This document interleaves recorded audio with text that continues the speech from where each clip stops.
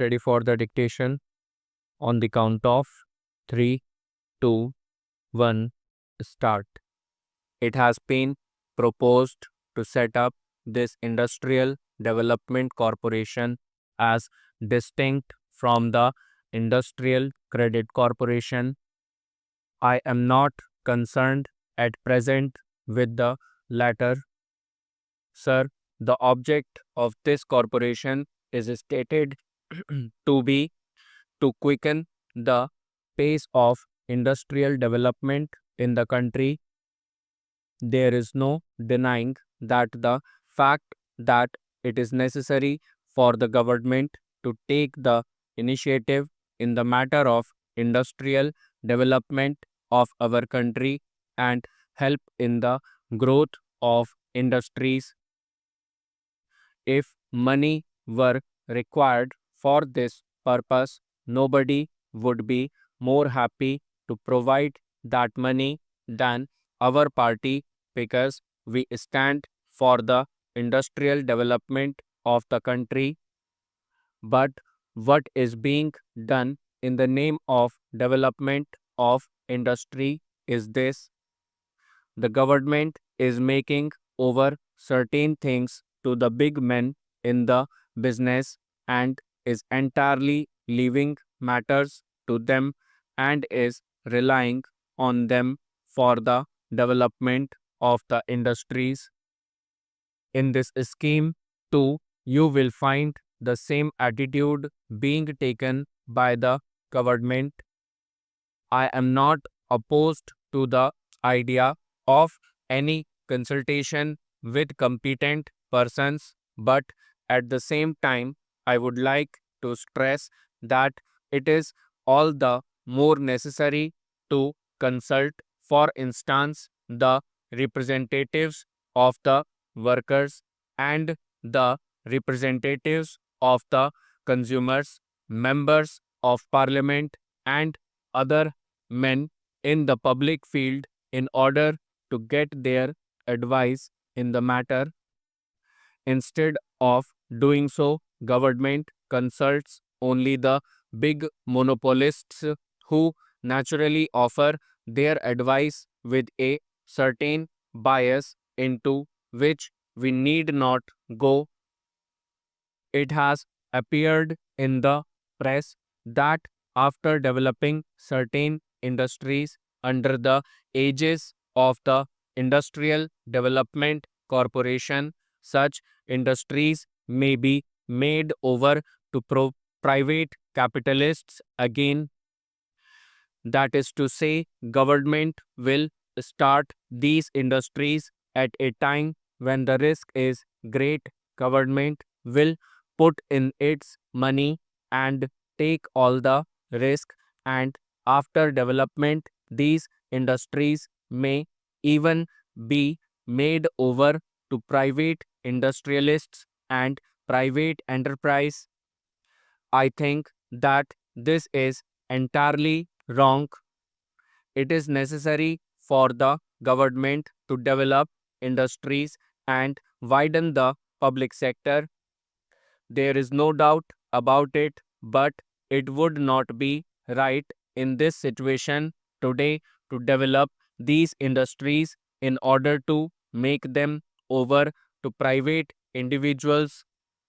If they are developed by government, they should be kept in the public sector as far as possible. We have our misgivings because we feel that these gentlemen of the big money would be interested in getting some of the industries started by the government at the cost of the public exchequer, when the risk will be entirely for the government to take. Then, when these industries are on their legs, the industrialists will demand that they be made over to them as private concerns. This kind of logic is being introduced into this matter, and therefore I say that this is not a right thing to set about this business in this manner. This will not quicken in any way the industrial development of our country. On the contrary, it may lead to greater dependence on these people who are withholding the industrial progress of the country. I have in mind the monopolist section who is interested more in profit, more in quick money than in the development of the country. They are not interested in taking risk for the development of our industries, but are interested in seeking that the risk is shouldered by the government and that the gains go to them. When government ask for funds, they should explain to us what exactly is there in their mind. The reports that had appeared in the press are shrouded in mystery. We can understand that when these gentlemen talk with these big men, there is a certain amount of mystery about it. When we, the parliament, are called upon to make provision for funds, I think it is the duty of the government to tell us what exactly they propose to do with the Industrial Development Corporation which they are going to set up. What will be its functions? How will it be administered? What will happen to the industries that will be started, and how would the selection be made? They will also have to tell us as to who will make the selection and which interests would be taken into consideration when the selection is made. How will the rights and wages of the workers be guaranteed in those industries which may be started under the aegis of the corporation?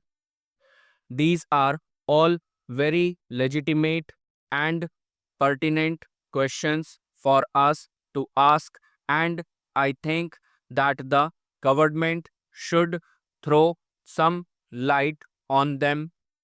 There is another item of making provision for delegations that are going abroad. I have in mind the delegation that was sent to the gate. We sent a delegation to the conference, sir, and about rupees 62,000 is wanted for meeting the cost of that delegation. We have something to say on this item without discussing further.